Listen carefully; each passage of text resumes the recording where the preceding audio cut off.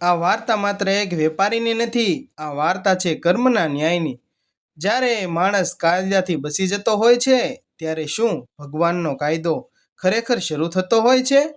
અંત સુધી જરૂર જોતા રહેજો મિત્રો, કારણ કે આ વાર્તાનો અંત તમારી આંખોમાં પણ આંસુ લાવી દેશે. સૌરાષ્ટ્રના એક નાના પરંતુ સમૃદ્ધ ગામનું નામ હતું સુરજનવાવ. ગામના લોકો ભલે અમીર નહોતા, પણ એકબીજાના સુખ દુઃખમાં હંમેશા સાથે ઊભા રહેતા. સવારે મંદિરની ઘંટડીનો અવાજ અને પછી પક્ષીઓનો કલરવનો અવાજ. ખેતરે જતા ખેડૂતના પગલમાંથી ખાસું ગામ જીવતું હતું. આ ગામના મુખ્ય ચોકમાં એક ખૂબ મોટી અનાજની અને કરિયાણાની દુકાન હતી, જેનું નામ હતું જય અન્નપૂર્ણા ટ્રેડર્સ. દુકાનના માલિક હતા રાઘવભાઈ ઝાલા. ગોળ ચહેરો, સફેદ કપડાં, કપાળ પર તિલક અને હોઠ પર હંમેશા મીઠું સ્મિત. બહારથી જોનારને લાગતું કે રાઘવભાઈ જેટલા સારા માણસ આખા જિલ્લામાં નહીં હોય હો. આવો ભાઈ, તાજો માલ છે. બહેન, તમારા માટે ખાસ ભાવ રાખ્યો છે. અમારા અહીંથી કોઈ ખાલી હાથ જતું નથી. આવી મીઠી વાતોથી તેઓ દરેક ગ્રાહકનું દિલ જીતી લેતા. પણ આ મીઠા શબ્દોની પાછળ એક એવું રહસ્ય છુપાયેલું છે, જે ગામ લોકોને કોઈ જાણતું જ નહોતું. રાઘવભાઈ છેલ્લા 2 વર્ષથી ધીમે ધીમે બદલાવા લાગ્યા હતા, કારણ કે ગામમાં તેનો વિશ્વાસ વધી ગયો હતો. શરૂઆતમાં તેમણે વિચાર્યું, એકાદ 2 રૂપિયામાં વધારે લઈ લઈએ તો શું થાય? પછી કિલોમાં માલ 5 ગ્રામ ઓછો આવી જાય તો શું થાય? જૂના ચોખા નવા ચોખામાં ભેળવવા લાગ્યા. તુવેર દાળને સારી દાળ સાથે મિક્સ કરીને વેચવા લાગ્યા. ગામના ભોળા લોકો પર વિશ્વાસ હતો, અને એ જ વિશ્વાસની રાઘવભાઈ રોજ વેપાર કરતા નહોતા, પણ સોદો કરતા હતા. દુકાનમાં એક સતત 17 વર્ષનો છોકરો કામ કરતો હતો, જેનું નામ હતું દીપ. દીપ ગરીબ પરિવારનો હતો, પણ પિતા વર્ષો પહેલા દુનિયા છોડી ગયા હતા. માતા લોકોના ઘરે કામ કરીને ઘર ચલાવતી હતી. દીપ ભણવા માંગતો હતો, પણ ઘરની પરિસ્થિતિને તેને દુકાનમાં કામ કરવું મજબૂર કરી દીધો હતો. તે ખૂબ ઈમાનદાર હતો. દરેક ગ્રાહકને હસીને મળતો. બાળકો આવે તો એકાદ ટોફી મફતમાં આપી દેતો. વૃદ્ધ લોકોને તેનો થેલો હોય તે ઉચકીને બહાર સુધી પણ મૂકી આપતો. ગામના લોકો કહેતા, દીપ તો સોનાનો છોકરો છે. એક દિવસ સવારમાં એક વૃદ્ધ ખેડૂત દુકાને આવ્યો. તેમનું નામ હતું કેશવ કાકા. આખું વર્ષ મહેનત કરીને તેમણે થોડાક પૈસા બચાવ્યા હતા. તેઓએ કહ્યું, બેટા, 5 કિલો ઘઉં, 2 કિલો દાળ અને થોડું તેલ આપી દે ને. દીપે તોલમાં શરૂ કર્યું. એટલામાં પાછળથી રાઘવભાઈનો અવાજ આવ્યો, દીપ, નવી તુલા નથી, જૂની તુલા વાપર. દીપ થોડો અટકી ગયો, કારણ કે તેને ખબર હતી કે જૂની તુલા સાચી નહોતી. તેમાં દરેક 5 કિલો પર લગભગ 200-300 ગ્રામ ઓછું નીકળતું હતું. દીપ ધીમેથી બોલ્યો, સાહેબ, આ તુલા તો ખોટી છે. રાઘવભાઈ હસીને જવાબ આપ્યો, ખોટી નથી, નફો વધારતી તુલા છે. દીપના હૃદયમાં કંઈક ચકમકી ગયું હો, પણ નોકરી જવાને બીકે તે ચૂપ રહી ગયો. કેશવ કાકાએ પૈસા આપ્યા. માલ લઈને ખુશીથી ઘરે ચાલ્યા ગયા. તેમને શું ખબર, તેઓ જે 5 કિલો ઘઉં લઈને જઈ રહ્યા હતા, તેમાં લગભગ 1 પાવ જેમાં માલ ઓછો હતો. સાંજે દીપે ઘરે ગયો. માતા રોટલી બનાવી રહી હતી. માતાએ પૂછ્યું, આજે બહુ શાંત લાગે છે, શું થયું બેટા? દીપ થોડો સમય ચૂપ રહ્યો, પછી ધીમેથી બોલ્યો, માં, જો માલિક ખોટું કામ કરાવે તો નોકરી રાખવી જોઈએ કે મૂકી દેવી જોઈએ? માતા થોડું સ્મિત કરીને બોલી, બેટા, ભૂલથી મોટું દુઃખ નથી, પણ ખોટું કામ કરીને મળેલી રોટલી ક્યારેય મીઠી લાગતી નથી. આ શબ્દો દીપના મનમાં આખી રાત ગુંજતા રહ્યા. બીજા દિવસે સવારે દુકાન ખુલવાની હતી. રાઘવભાઈ દરવાજો ખોલવા લાગ્યા, પણ દુકાનનું તાળું પહેલેથી જ ખુલ્લું હતું. આ જોઈને તે ખૂબ જ ગભરાઈ ગયા. અંદર દોડી ગયા. ગલ્લો તો પોતાની જગ્યાએ જ હતો, પરંતુ તે જગ્યાએ એક અજાણી વસ્તુ તેને દેખાવા લાગી. એ અજાણી વસ્તુ હતી. નજરે પડી ગલ્લાની ઉપર એક જૂનું પીળું કવર પડેલું હતું. આ કવર જોઈને રાઘવભાઈ ગભરાઈ ગયા કે આ શું છે. તેના ઉપર લાલ શાહીથી માત્ર એક જ વાક્ય લખેલું હતું, જે તું લોકો સાથે કરી રહ્યો છે એ જ હવે તારી સાથે થવાનું શરૂ થશે. રાઘવભાઈના હાથ કંપવા લાગ્યા. કવર કોણ મૂકી ગયું?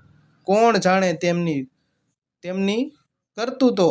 અને આ માત્ર કોઈની મજાક હતી કે પછી ભયંકર શરૂઆત? રાઘવભાઈના હાથ કંપી રહ્યા હતા. દુકાનની અંદર સન્નાટો છવાઈ ગયો હતો.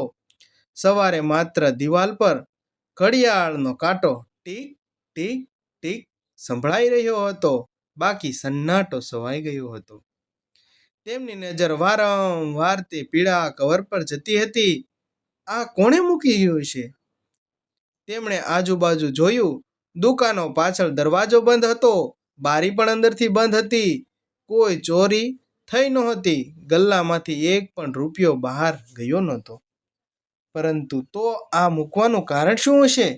તેને પણ ખબર નહોતી. આ કવર અહીં આવ્યું કેવી રીતે હશે? તેટલામાં દીપ દુકાને આવી પહોંચ્યો. જય શ્રી કૃષ્ણ સાહેબ. રાઘવભાઈએ તરત જ કવર પાછળ છુપાવી દીધું. દીપ, તું સવારે સૌથી પહેલા આવ્યો હતો? ના સાહેબ, હું તો હમણાં જ આવ્યો. કોઈ અજાણ્યો માણસ દેખાયો? ના, કોઈ નહીં. રાઘવભાઈના મનમાં શંકા વધી ગઈ. ધીમે ધીમે તેમણે કવર ખોલ્યું. અંદર એક જ કાગળ હતો. તેમાં માત્ર 3 લીટીઓ લખેલી હતી. તારું તોલ ખોટું છે, તારી કમાણી ખોટી છે, પણ હવે તારો હિસાબ સાચો થશે. નીચે કોઈ નામ નહોતું, કોઈ સહી નહોતી, માત્ર એક નાનું કાળું ચિઠ્ઠું દોરેલું હતું. ચિહ્ન દોરેલું હતું. એક તુલા, 2 સાઈડ લટકતી એક તુલા દોરેલી હતી. રાઘવભાઈના કપાળ પર પરસેવો આવી ગયો. આ કોઈ મજાક છે? તેમણે પોતાને સમજાવ્યું, પણ અંદરથી ડર વધી રહ્યો હતો. તેમણે કાગળ ફાડી નાખ્યો, ટુકડા કરીને કચરા પેટીમાં નાખી દીધો. કોઈ મને ડરાવી નહીં શકે, તેમણે મનમાં કહ્યું. થોડી વાર દુકાન પર ગ્રાહકો આવવા લાગ્યા. એક મહિલા 5 કિલો ખાંડ લેવા આવી. હંમેશાની જેમ રાઘવભાઈએ દીપને જૂની તુલા વાપરવાનું કહ્યું.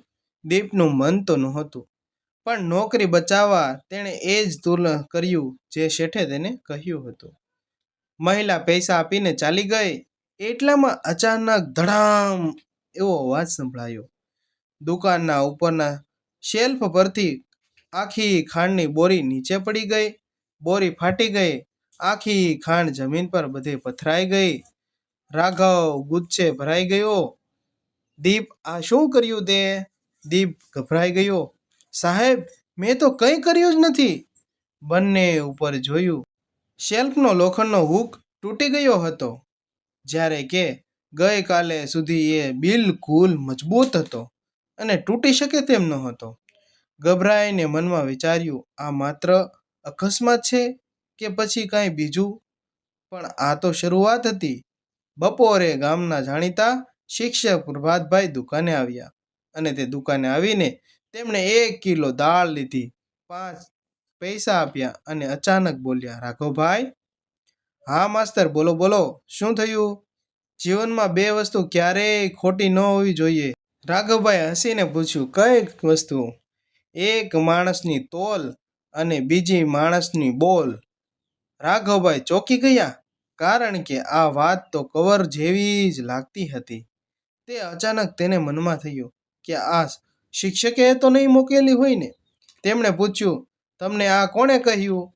પ્રકાશભાઈ હસ્યા. આ તો મારા પિતાજી કહેતા હતા, સાચા વેપારીને સૌથી મોટી સંપત્તિ વિશ્વાસ હોય છે. એટલું કહીને તેઓ ચાલ્યા ગયા. સાંજ પડવા લાગી. વરસાદી વાદળો આકાશમાં છવાઈ ગયા. દુકાન બંધ કરવાનો સમય થઈ ગયો હતો. દીપ હિસાબ લખી રહ્યો હતો. અચાનક તેણે કહ્યું, સાહેબ, ઓ સાહેબ, આજે ગલ્લામાંથી 5,000 રૂપિયા ઓછા કેમ છે? શું? રાઘવભાઈ દોડી આવ્યા. બધો હિસાબ તપાસ્યો, એક એક નોટ ગણી. ખરેખર 5,000 રૂપિયા ગાયબ હતા. તેમણે આખી દુકાન ખંગાળી નાખી. ક્યાંય મળ્યા જ નહીં. સીસીટીવી જોયું, કોઈ ચોર દેખાયો નહીં. દરવાજો પણ આખો દિવસ બંધ જ હતો. રાઘવભાઈ પહેલી વાર ખરેખર ગભરાઈ ગયા હતા. રાત્રે તેઓ ઘરે પહોંચ્યા. જમવાનું સામે જ હતું, પણ આજે તેમને ભૂખ નહોતી. વારંવાર એ જ 3 વાર્તો યાદ આવતી હતી. રહસ્યમય કવર, તૂટેલી શેલ્ફ, ગાયબ થયેલા 5,000 રૂપિયા. શું આ બધું માત્ર સંયોજક હતું, કે કોઈ અદ્રશ્ય શક્તિ તેમને તેમના કર્મનો હિસાબ બતાવવા લાગી હતી? રાત્રે લગભગ 12 વાગ્યા. અચાનક ટક ટક ટક ઘરના મુખ્ય દરવાજા પર કોઈએ ધીમેથી ટકોરા માર્યા. રાઘવભાઈ ઊભા થયા. બહાર આખું ગામ અંધ ઓરડામાં ડૂબેલું હતું. તેમણે ધીમેથી દરવાજો ખોલ્યો. બહાર કોઈ નહોતું. માત્ર દરવાજાની સામે જમીન પર ફરી એક પીળું કવર પડેલું હતું. આ વખતે તેના ઉપર માત્ર એક જ વાક્ય લખેલું હતું: આ તો શરૂઆત છે, સાચો હિસાબ હજુ બાકી છે. રાઘવના હાથમાંથી કવર સરકી ગયું અને તેની આંખોમાં પહેલી વાર ડર સ્પષ્ટ દેખાવા લાગ્યો. રાત્રિના 12 વાગી ચૂક્યા હતા. રાઘવભાઈના હાથમાંથી બીજું પીળું કવર હતું. બહાર પવન જોરથી ફૂંકાઈ રહ્યો હતો. આસપાસ કોઈ માણસ દેખાતું નહોતો. તેમણે ધીમે ધીમે કવર ખોલ્યું. અંદર આ વખત એક ફોટો હતો. ફોટા લગભગ 15 વર્ષ જૂનો હતો. રાઘવભાઈ ફોટો જોઈને કંપી ઉઠ્યા, કારણ કે તે ફોટામાં તેઓ પોતે ઊભા હતા અને તેમની બાજુમાં એક વૃદ્ધ ખેડૂત ઊભો હતો. આ વૃદ્ધનું નામ હતું દેવજીભાઈ. રાઘવભાઈએ વર્ષો પહેલા દેવજીભાઈ પાસેથી ખૂબ ઓછી કિંમતે જમીન ખરીદી હતી. દેવજીભાઈએ કહ્યું હતું, આ જમીન કોઈની કિંમતી નથી, પરંતુ થોડા જ મહિનાઓમાં ત્યાં હાઈવે પસાર થયો. જમીનની કિંમત કરોડોમાં પહોંચી ગઈ. દેવજીભાઈ આ આઘાત સહન કરી શક્યા નહીં. થોડા સમયમાં તેમનું અવસાન થઈ ગયું. આ વાત આખા ગામ ધીમે ધીમે ભૂલાઈ ગઈ. પણ આ ફોટો કોઈ કેવી રીતે લાવ્યું છે, તેને કાંઈ સમજાતું નહોતું. તેને પ્રશ્નો થવા લાગ્યા. ફોટાની પાછળ માત્ર એક જ વાક્ય લખેલું હતું: એક છેતરપિંડી ક્યારેય મરતી નથી, તે માત્ર સમયની રાહ જુએ છે. રાઘવભાઈનો શ્વાસ ઝડપથી ચાલવા લાગ્યો. આ કોણ હોઈ શકે છે? બીજા દિવસે સવારે દીપે હંમેશાની જેમ દુકાન પર આવ્યો. રાઘવભાઈ આજે પણ ખૂબ ગભરાયેલા લાગતા હતા. વારંવાર બહાર રસ્તા પર જોઈ રહ્યા હતા. દરેક ગ્રાહકોને શંકાની નજરે જોતા હતા. દીપે પૂછ્યું, સાહેબ, બધું બરાબર છે કે? હા, કંઈ નથી. પણ દીપ સમજી ગયો, કંઈક તો થયું જ છે. બપોરે દુકાનમાં બહુ ભીડ હતી. એક ગરીબ વિધવા મહિલા 2 કિલો ચોખા લેવા આવી. રાઘવભાઈએ ફરી જૂની તુલા કાઢી. પણ આ વખતે દીપે હિંમત કરી, સાહેબ, આજે સાચી તુલા તોડીએ. રાઘવભાઈ ગુસ્સે થયા. તને જેટલું કહ્યું છે એટલું જ કર, વધારાની તારી દોઢાઈ ના કર. દીપ ચૂપ થઈ ગયો, પણ તેની નજર નીચે પડી ગઈ. તુલાની નીચે કંઈક સફેદ કાગળ દેખાતો હતો. ગ્રાહકો ગયા પછી તેણે કાગળ બહાર કાઢ્યો. તેમાં લખ્યું હતું, દીપ, જો તું સત્યનો સાથ આપશે તો એક નિર્દોષ પરિવાર બચી જશે. દીપ ચોંકી ગયો. આ કાગળ કોણે મૂક્યો હશે? તેનું નામ કોણ બતાવ્યું હતું? તે સાંજે ગામના એક અચાનક સમાચાર ફેલાયા લાગ્યા. રાઘવભાઈનો સૌથી મોટો ટ્રક, જે શહેરમાંથી માલ લઈને આવતો હતો, રસ્તામાં પલટી ખાઈ ગયો અને સદભાગ્યે ડ્રાઈવર બચી ગયો, પણ લાખો રૂપિયાનો માલ બરબાદ થઈ ગયો. આ સમાચાર સાંભળીને ગામના લોકો અલગ અલગ વાતો કરવા લાગ્યા. કર્મનો હિસાબ શરૂ થઈ ગયો છે. ભગવાનના ઘરમાં મોડું થાય છે, પણ અંધેર નથી. રાઘવભાઈ પહેલી વાર પોતાના મનમાં ડર અનુભવ્યો. રાત્રે દીપ ઘરે જતો હતો. રસ્તામાં ગામના જૂના પીપળા ઝાડ પાસે એક વૃદ્ધ સાધુ બેઠા હતા. સફેદ દાઢી, હાથમાં લાકડી અને આંખોમાં અજબ તેજ હતું. સાધુએ દીપને રોક્યો. બેટા, તું રાઘવભાઈની દુકાનમાં કામ કરે છે ને? દીપ આશ્ચર્યમાં પડી ગયો. હા, પણ તમને કેવી રીતે ખબર પડી? સાધુ સ્મિત કરીને બોલ્યો, જે માણસ સત્યને માટે જન્મે છે તે અસત્ય પોતે શોધી લે છે. દીપકને કંઈ સમજાયું નહીં. તે આગળ વધવા લાગ્યો. એટલામાં સાધુએ પાછળથી એક જૂની ડાયરી તેના હાથમાં મૂકી. આ સાચવીને રાખજે. સમય આવશે ત્યારે આ ડાયરી આખા ગામનું નસીબ બદલી દેશે. દીપે ડાયરી ખોલવાનો પ્રયત્ન કર્યો, પણ પહેલા જ પાના પર માત્ર એક લીટી લખેલી હતી: સત્ય છુપાઈ શકે છે, હારી ક્યારેય નથી શકતું. દીપે તરત જ માથું ઊંચું કર્યું, પણ સાધુ ત્યાં નહોતા. આસપાસ માત્ર પવન હતો અને પીપળાના ઝાડમાંથી અવાજ આવ્યો. દીપના શરીરમાંથી ઠંડી લહેર પસાર થઈ ગઈ. શું આ સાધુ ખરેખર હતા કે કોણ હતું? કોઈ અજાણ્યો માણસ તેને સત્ય સુધી પહોંચાડવા માંગતો હતો. તે જ સમયે રાઘવભાઈ પોતાના ઘરમાં બેઠા હતા. અચાનક ફોન આવ્યો. સામેથી એક અજાણ્યો અવાજ આવ્યો: રાઘવભાઈ, તમારો સમય હવે પૂરો થવા લાગ્યો છે. આવતીકાલે તમારી સૌથી મોટી છેતરપિંડી આખા ગામ સામે ખુલવાની છે. ફોન તરત જ કપાઈ ગયો. રાઘવભાઈના હાથમાંથી મોબાઈલ નીચે પડી ગયો અને તેના ચહેરા પર પહેલી વાર પસ્તાવો કરતા પણ વધારે મોટો ડર દેખાવા લાગ્યો હતો. દીપ આખી રાત સૂઈ શક્યો નહીં. પીપળાના ઝાડ નીચે મળેલી ડાયરી તેની સામે પડેલી હતી. તેના મનમાં એક જ પ્રશ્ન હતો: આ ડાયરીમાં એવું શું છે કે એક સાધુએ કહ્યું આખા ગામનું નસીબ બદલી નાખશે? ધીમે ધીમે તેને ડાયરીની બીજું પાનું ખોલ્યું. પાના પર સુંદર પરંતુ કંપતા હાથથી લખેલું હતું: જો આ ડાયરી કોઈ સાચા માણસના હાથમાં પહોંચશે તો સમજજે કે હવે સત્ય બહાર આવવાનો સમય આવી ગયો છે. નીચે નામ લખેલું હતું: દેવજીભાઈ પટેલ. દીપ ચોંકી ગયો. આ તો એ જ ખેડૂતનું નામ હતું જેને ફોટો રાઘવભાઈની રહસ્યમય કવરમાં મળ્યો હતો. દીપ આગળ વાંચવા લાગ્યો. ડાયરીમાં લખ્યું હતું: મેં રાઘવભાઈને મારા દીકરા સમાન માન્યો હતો. મારી જમીનની સાચી કિંમત છુપાવતા તેણે કહ્યું કે આ જમીન કોઈ કામની નથી. મારા દીકરાની લગ્ન માટે પૈસાની જરૂર હતી, એટલે વિશ્વાસ કરીને મેં જમીન વેચી દીધી. પણ થોડા મહિનામાં ખબર પડી કે ત્યાં નવો હાઈવે પસાર થવાનો હતો. મારી કરોડોની જમીન થોડા લાખમાં લઈ લીધી. અને વાંચતા વાંચતા દીપની આંખો ભીની થઈ ગઈ. ડાયરીના છેલ્લા પાનામાં એક જ રહસ્ય લખેલું હતું: મેં મરતા પહેલા બધા પુરાવા એક જગ્યાએ છુપાવ્યા છે. જો કોઈને સત્ય જાણવું હોય તો ગામના જૂના વાવ પાસે આવેલા વડના ઝાડ નીચે ખોલજો. દીપના શ્વાસ ઝડપથી ચાલવા લાગ્યો. બીજી તરફ રાઘવભાઈ આખી રાત જાગ્યા હતા. દરેક અવાજ પર તેનો ચોંકી જતા. સવારે દુકાન ખોલવા ગયા, પણ આજે કંઈક અલગ જ હતું. દુકાનની બહાર લગભગ 20 જેટલા ગામ લોકો ઊભા હતા. બધાના ચહેરા પર ગુસ્સો હતો.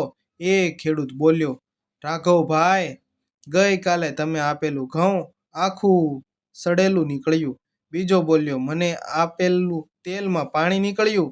ત્રીજો બોલ્યો: મને કેટલા વર્ષોથી છેતરતા હતા. રાઘવભાઈ પાસે કોઈ જવાબ ન હતો. એટલામાં ગામના સરપંચ પણ આવી ગયા. તેમણે શાંતિથી કહ્યું: રાઘવભાઈ, આજે સાંજે ગામની સભા બોલાવવાની છે. તમારે આવવું જ પડશે અને કેટલાક સવાલો જવાબ આપવા પડશે. આટલું કહી સરપંચ ચાલ્યા ગયા. રાઘવભાઈના પગ નીચેથી જમીન સરકી ગઈ. બપોરે દીપ સીધો પીપળાના ઝાડ પાસે ગયો. તેને આશા હતી કે કદાચ ફરી આ સાધુ મળશે, પણ ત્યાં કોઈ નહોતું. માત્ર જમીન પર પીળું કવર પડેલું હતું. આ વખતે કવર પર લખેલું હતું: સાધુને શોધવાની જરૂર નથી, સત્યને શોધ, સત્ય તારી સાથે આવશે. અંદર એક નાનો નકશો હતો. એ સીધો ગામના જૂના વાવ તરફ જતો હતો. સાંજ પડતા દીપ એકલો વાવ પાસે પહોંચ્યો. વર્ષો જૂનો વડલો, તૂટેલો ઓરડો અને ચારે તરફ સન્નાટો. ડાયરીમાં બતાવેલી જગ્યાએ તેણે ખોલવાનું શરૂ કર્યું. થોડા સમય પછી તેના પાવડા કોઈ લોખંડની વસ્તુ લાગી. ઠક! દીપ ઝડપથી માટી હટાવવા લાગ્યો. અંદરથી એક જૂની લોખંડની પેટી નીકળી. તેમના પર જંગ લાગી ગયો હતો. તાળું પણ જૂનું હતું. ઘણા પ્રયત્નો કર્યા, તાળું તૂટી ગયું. પેટી ખુલતા દીપની આંખો ફાટી ગઈ. અંદર જમીનના અસલી કાગળો, સરકારી નકશા, બેંકની રસીદો અને એક નાનો પેન ડ્રાઈવ હતી. દીપ આશ્ચર્યમાં પડી ગયો. 15 વર્ષ પહેલા પેન ડ્રાઈવ, તેને સમજાયું. કોઈએ વર્ષો પછી આ પેટીમાં નવા પુરાવા પણ મૂકી દીધા હતા. એટલે કોઈ હજુ પણ આ આખી ઘટના પર નજર રાખી રહ્યું હતું. દીપે પેન ડ્રાઈવ ખીચામાં મૂકી તેટલામાં પાછળથી કોઈ પગલાંનો અવાજ આવ્યો. ટપ ટપ ટપ. દીપ ધીમે ધીમે પાછળ ફર્યો. અંધારામાં એક માણસ ઊભો હતો. ચહેરો દેખાતો ન હતો. તેના હાથમાં લાકડી હતી. તેણે ધીમા અવાજે કહ્યું, પુરાવા મળી ગયા. હવે સાચો ખેલ શરૂ થશે. દીપ કંઈ બોલે તે પહેલા વીજળી ચમકી અને એ અજાણ્યો માણસ અંધારામાં ગાયબ થઈ ગયો. એ જ સમયે ગામની સભા શરૂ થવાની હતી. રાઘવભાઈએ ખબર નહોતી કે આજની રાત્રે તેમના જીવનનું સૌથી મોટું રહસ્ય ખુલવા જઈ રહ્યું હતું. અને કદાચ તેમની આખી જિંદગી બદલાઈ જવાની હતી. સાંજના 5 વાગ્યા હતા. સૂરજવાવ ગામના ચોરાએ આજે સામાન્ય ભીડ હતી. સરપંચ, શિક્ષક, પ્રકાશભાઈ, ગામના વડીલો, ખેડૂતો અને મહિલાઓ, દરેક માણસ એક જ વાત રાહ જોઈ રહ્યા હતા. આજે શું થવાનું છે? રાઘવ પણ ધીમા પગલે સભામાં પહોંચ્યા. આજે તેમના ચહેરા પર પહેલી વાર જેમ આત્મવિશ્વાસ નહોતો, પણ માત્ર ડર હતો. એટલામાં દીપ હાથમાં જૂની લાકડાની પેટી લઈને સભામાં આવ્યો. બધાની નજર તેના પર ગઈ. સરપંચે પૂછ્યું, દીપ, આ શું છે?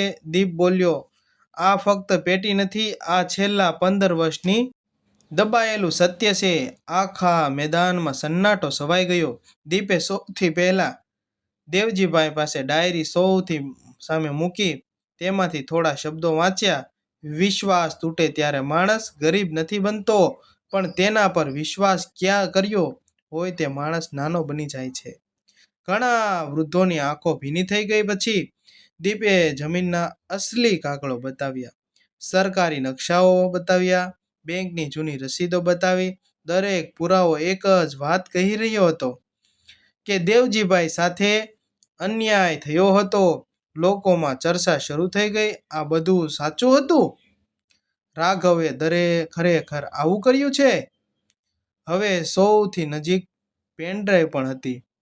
દીપે સરપંચના લેપટોપમાં પેનડ્રાઈવ ચડાવી. સ્ક્રીન ચાલુ થઈ. વિડીયો શરૂ થયો. વિડીયોમાં એક વૃદ્ધ માણસ બેઠો હતો. આ દેવજીભાઈ નહોતા, પણ તેના દીકરા મહેન્દ્રભાઈ હતા.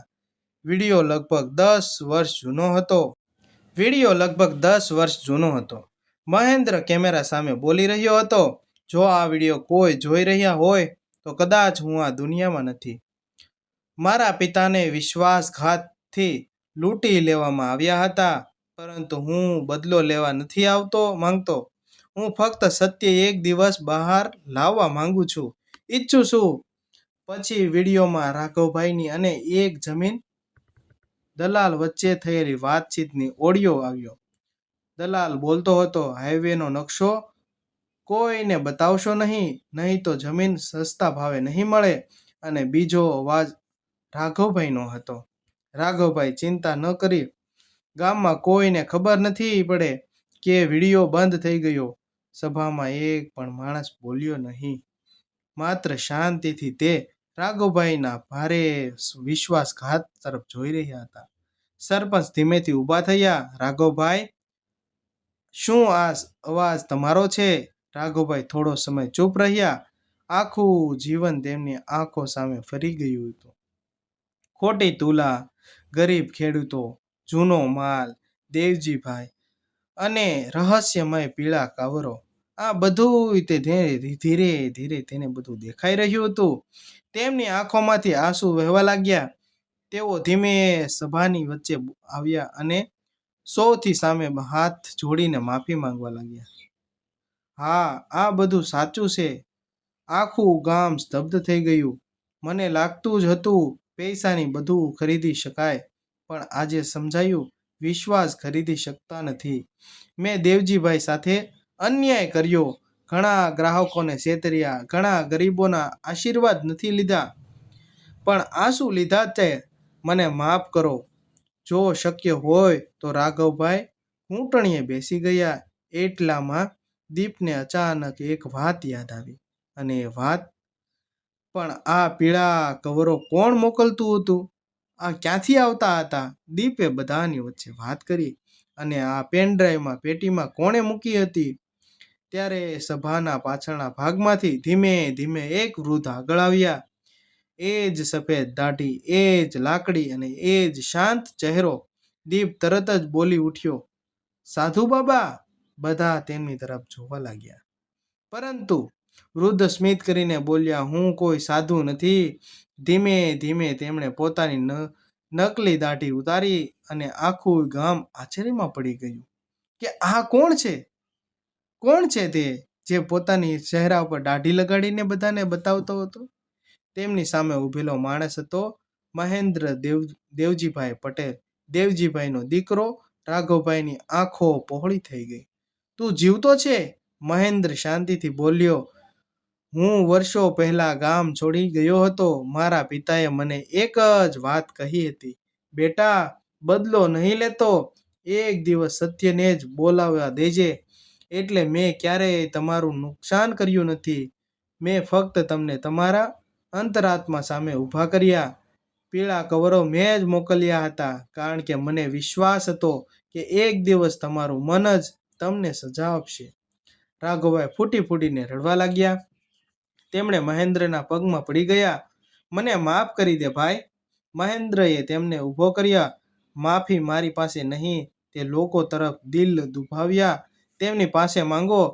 તે દિવસે આખા ગામે એક વાત પોતાના આંખે જોઈ. સૌથી મોટી સજા કોર્ટ નથી આપતી. સૌથી મોટી સજા માણસ જાગી પહેલા જ અંતરાત્મા આપે છે. અને એ અંતરાત્મા જે સજા આપે છે તે માણસને હચમચાવી નાખે છે. ગામના ચોરાહે હજુ પણ સન્નાટો હતો. રાઘવભાઈ ઘૂંટણીએ બેઠા હતા. તેમની આંખોમાંથી આંસુ રોકાતા નહોતા. કેટલાક લોકો ગુસ્સો હતા, કેટલાક દુઃખી હતા અને ઘણા લોકો વિચારવા ડૂબી ગયા હતા. એકલામાં ગામમાં સૌથી વૃદ્ધ માણસ ગોપાલ દાદા ઊભા થયા. તેમણે ધીમા અવાજે કહ્યું, ભૂલ કરનાર દરેક માણસ ખરાબ નથી હોતો, પણ ભૂલ સ્વીકારનાર માણસ બહુ ઓછા હોય છે. આજે રાઘવભાઈએ પોતાના ગુના સ્વીકાર્યા છે.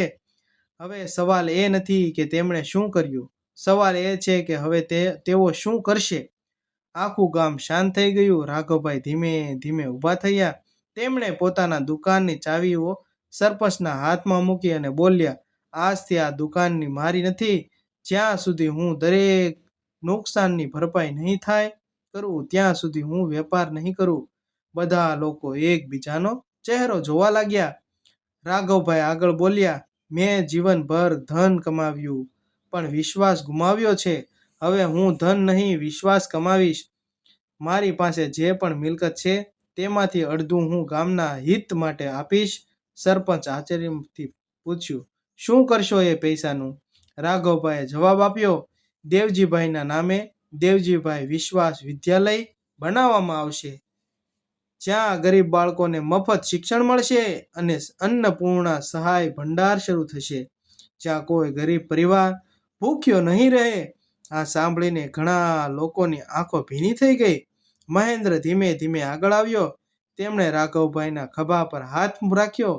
આજે મારા પિતાની આત્માની શાંતિ મળશે, કારણ કે તમે પૈસા પાછા નથી આપ્યા, પરંતુ મારું અંતરાત્મા પાછું મેળવ્યું છે. રાઘવભાઈ ફરી એક જ વાર રડી રહ્યા હતા. થોડા દિવસો પછી ગામમાં એક નવી શરૂઆત થઈ ગઈ. ગામની બહાર એક દુકાન ફરી ખુલ્લી, પણ હવે દરવાજા પર એક નવું બોર્ડ લગાવેલું હતું. અહીં દરેક ગ્રાહક ભગવાનના સમાન છે, જેની નીચે નાના અક્ષરોમાં લખેલું હતું, જો તોલમાં કોઈ 1 ગ્રામ પણ ઓછું નીકળે તો આખો માલ મફત.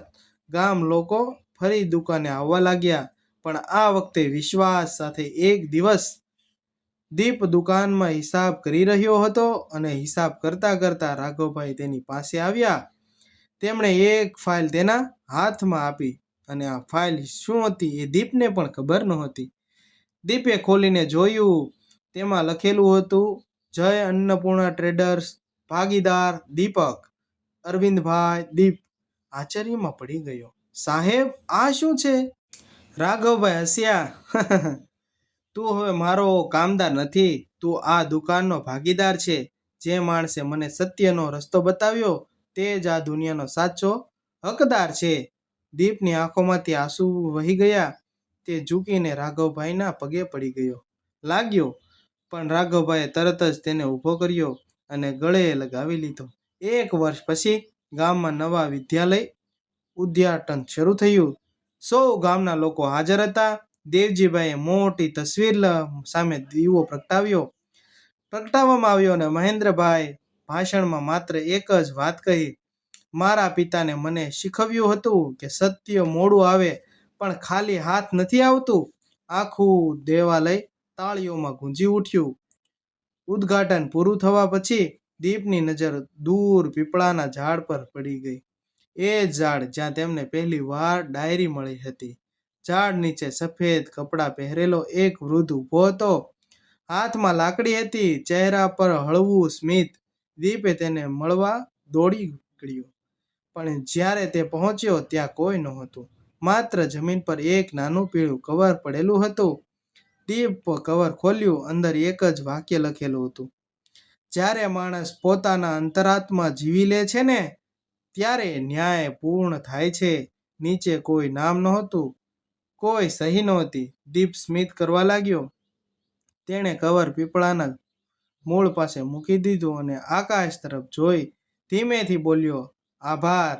તે દિવસે સૂરજ ઢળતો નહોતો, પણ ગામના એક નવી સવાર જન્મતી હતી. રાઘવભાઈએ ધન ગુમાવી અને માણસાઈ મેળવી હતી. દીપે ગરીબ ગુમાવેલા સન્માન મેળવ્યું. મહેન્દ્ર બદલો નહીં, પણ સન્માન મેળવ્યો અને ગામના દરેક માણસોએ એક જ વાત શીખી: લાલચથી કમાયેલું ધન ક્યારેય સુખ નથી આપતું, પરંતુ સત્ય, ઈમાનદારી અને માણસથી જીતેલું વિશ્વાસ આખી જિંદગી કામ આવે છે. મિત્રો, તમને મારો આ વિડીયો જોવો પસંદ આવ્યો હોય તો મારી ચેનલને લાઈક કરો, શેર કરો, સબસ્ક્રાઈબ કરો અને તમારા અન્ય મિત્રો સુધી પણ આ વિડીયો પહોંચાડો, તેથી તે પણ આ શીખ મેળવી શકે. અને સંપૂર્ણ વિડીયો જોવા બદલ તમારો ખૂબ ખૂબ આભાર. Thank you.